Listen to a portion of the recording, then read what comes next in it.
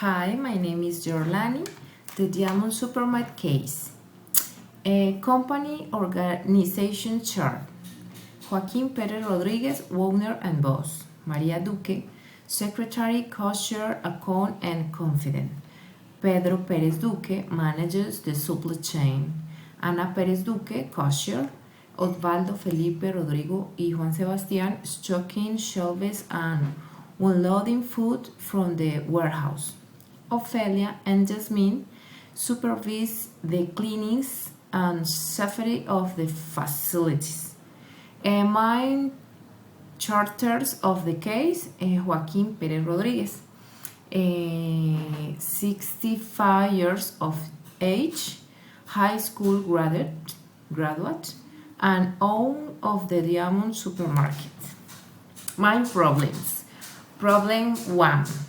There is no real structure within the company. The true capabilities and studies of its employees are not exploited. Problem 2.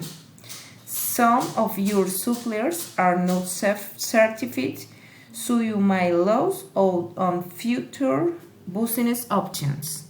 Problem 3. They do not optimize the company's resources in an intelligent way, and their employees are not covered by the legal health benefits. Thank you.